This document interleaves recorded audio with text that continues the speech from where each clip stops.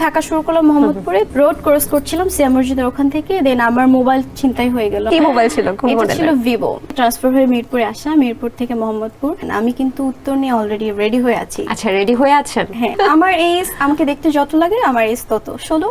প্রিয় দর্শক, আপনাদের সবাইকে স্বাগত জানাচ্ছি এসএমসি নিবেদিত তারবালা অনুষ্ঠানে। আর আজকে আমার সঙ্গে গেস্ট হয়ে উপস্থিত রয়েছেন আরজে সমৃদ্ধি। আপনি বিয়ে করছেন কবে?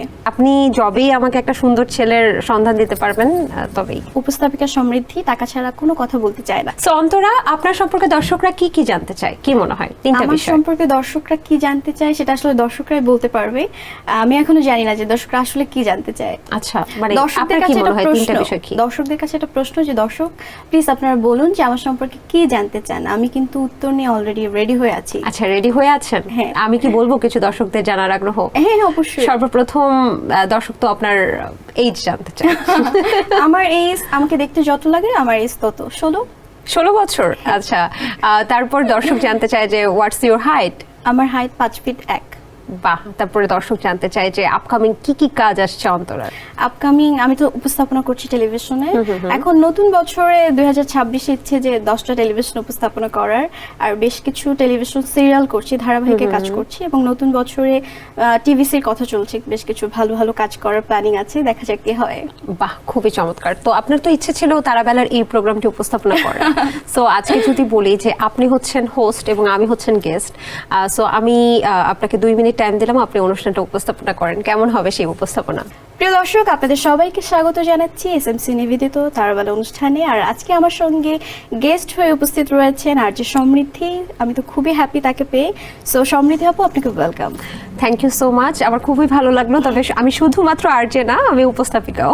সো আপনার কেমন লাগছে আমার আজকের অনুষ্ঠানে এসে? আপনাকে দেখে খুব ভালো লাগছে, আপনি অনেক কিউট। Thank you.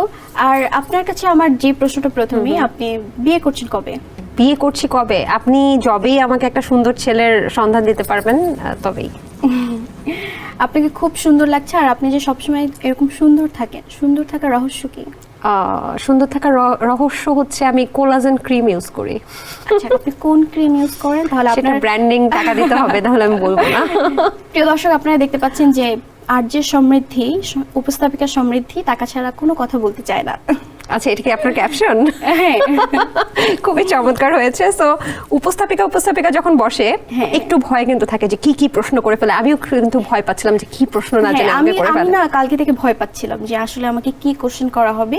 আর আমি উপস্থাপনটা অনেক বেশি এনজয় করি, বিকজ অনেক কোশ্চেন করা যায়। বাহ, চমৎকার। একটু জানতে চাই, বরিশালের মেয়ে আপনি, হ্যাঁ। তারপর আপনি চলে আসলেন কেরানীগঞ্জ, তারপর হচ্ছে মিরপুর, তারপর মোহাম্মদপুর। তো এই যে জায়গার পরিবর্তন, এত জায়গার পরিবর্তন কি একাই নাকি পুরো পরিবার সহই পরিবর্তন করেছেন? আমার হোমটাউন হচ্ছে বরিশালে, কিন্তু আমি বড় হয়েছি ঢাকাতে। আমার স্কুল ছিল মিরপুরে। সো বাট কেরানীগঞ্জে চাইল্ডহুড কেটেছে, কেরানীগঞ্জে কিছু বছর ছিলাম, এরপরে ওখান থেকে ট্রান্সফার হয়ে মিরপুরে আসা, মিরপুর থেকে মোহাম্মদপুর, এবং এটা পুরো পরিবার সহ হয়েছে। এখন কি মোহাম্মদপুরে থাকছেন? হ্যাঁ, এখন মোহাম্মদপুরে আচ্ছা, থাকছি। মোহাম্মদপুরে এখন কি চলে?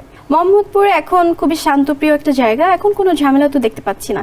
আমি শুনেছি যে অনেক ছিনতাই টিনতাই হয়, বাট আমি যখন প্রথমে থাকা শুরু করলাম মোহাম্মদপুরে, তখন আমি রোড ক্রস করছিলাম সিয়া মসজিদের ওখান থেকে, দেন আমার মোবাইল ছিনতাই হয়ে গেল। আমার খুবই মন খারাপ হয়েছিল। আচ্ছা, আপনার মোবাইলও ছিনতাই হয়েছে? কি ছিল, কি মোবাইল ছিল, কোন এটা ছিল মডেলের? Vivo. Sensation, classic strawberry or coffee variant.